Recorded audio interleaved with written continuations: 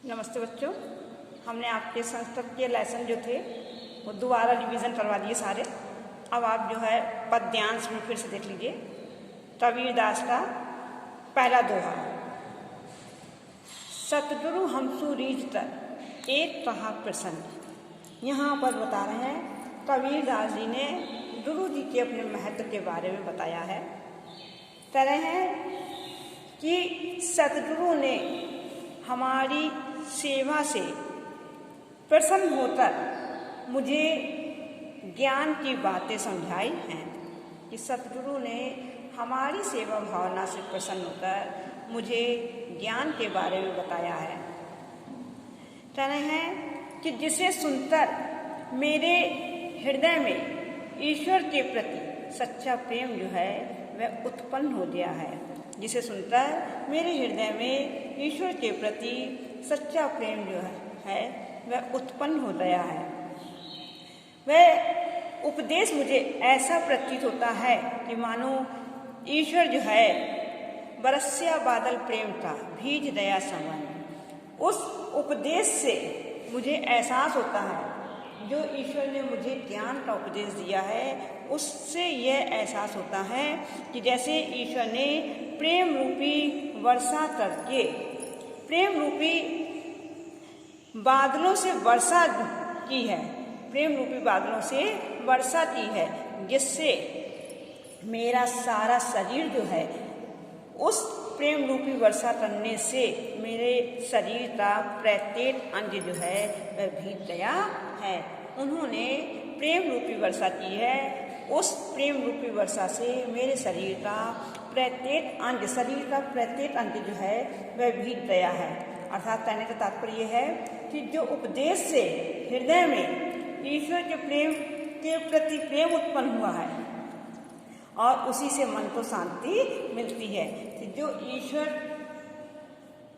जो गुरु ने ईश्वर के प्रति ज्ञान का उपदेश दिया है उससे मन में ईश्वर के प्रति प्रेम उत्पन्न हुआ और मन में शांति मिली है। इसी प्रकार से उन्होंने गुरु के महत्व के बारे में बताया है कि जो ईश्वर के प्रति प्रेम उत्पन्न हुआ है उससे मन को शांति मिलती है।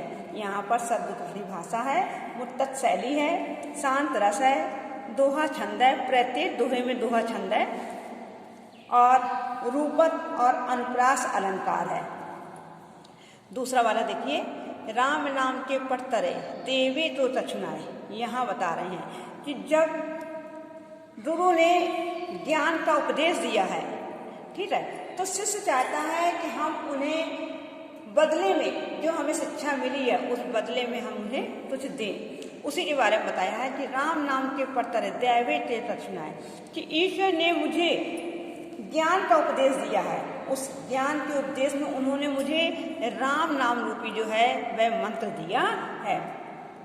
वह इस अमूल्य ज्ञान के बदले में कह रहे हैं कवि तरह है कि जो मुझे अमूल्य ज्ञान मिला है उस ज्ञान के बदले में मेरे पास उन्हें देने के लिए कुछ भी नहीं है। अर्थात जो दक्षिणा स्वरूप हम देना चाहते हैं उस दक्षिणा के स्वरूप में मेरे पास उन्हें कुछ भी नहीं है जिससे कि हम उन्हें संतोष कर सकें। क्या ले तू संतोष ये हंस रही मन। मेरे मन में बहुत कुछ उन्हें देने की इच्छा है, बहुत इच्छा है और जो ज्ञान रूपी अमूल्य धन उन्होंने मुझे दिया है, ज्ञान रूपी अमूल्य धन दिया है, उसके बदले में मेरे पास कुछ भी नहीं है। अर्थात उससे पैसे की तुलना ज्ञान से तो की नहीं जा सकती है। तो कह रहे हैं कि जो ईश्वर ने मुझे राम नाम रूपी ज्ञान का उपदेश दिया, राम नाम रूपी जो मंत्र दिया है जिससे ज्ञान का उपदेश हुआ है, उससे मेरे मन को बहुत अधिक शांति मिली है। लेकिन मैं उन्हें गुरु दक्षिणा के रूप में कुछ देना चाहता हूँ, लेकिन मेरे पास उन्हें देने के लिए कुछ भी शेष नहीं है। यहाँ पर भी अनुप्रास अलंकार है, दोहा छंद है, मुत्तत शैली है, शांत रस है। तीसरा देखिए, ज्ञान प्रकाशा गुरु मिलिया सोजिन बीसर जाई, जब गोविंद कृपा करे तब गुरु मिलिया आई। यहाँ पर ईश्वर की कृपा के बिना कह रहे हैं कि गुरु की भी प्राप्ति नहीं होती है। तो बता रहे हैं, कबीरदास जी कह रहे हैं कि सच्चा गुरु मिलने पर चारों ओर ज्ञान का प्रकाश फैल जाता है। सच्चा गुरु मिलने पर चारों ओर ज्ञान का प्रकाश फैल जाता है। इसलिए जो गुरु हमें ज्ञान का प्रकाश देता है उसे कभी भी नहीं भूलना चाहिए कि जिस गुरु ने मुझे ज्ञान रूपी प्रकाश दिया है जो कि चारों ओर फैल रहा है, उस हमें गुरु तो हमें नहीं भूलना चाहिए। जब गोविंद कृपा करे तब गुरु मिल लिया जाए। तरह कि जिसके प्रति हमेशा हमें एहसान मानना चाहिए, उपकार मानना चाहिए, उसी ईश्वर की कृपा से ही हमें सच्चे गुरु की प्राप्ति हुई है। कि जब ईश्वर की कृपा हुई तभी मुझे गुरु की प्राप्ति हुई है, कि गुरु के द्वारा ही मुझे ज्ञान का प्रकाश मिला है। इसलिए हमें उस गुरु को नहीं भूलना चाहिए कि जब ईश्वर की कृपा हुई तभी मुझे सच्चे गुरु की प्राप्ति हुई है। यहाँ पर भी अनुप्रास अलंकार शांत रस है, दोहा छंद है और मुत्तक शैली है।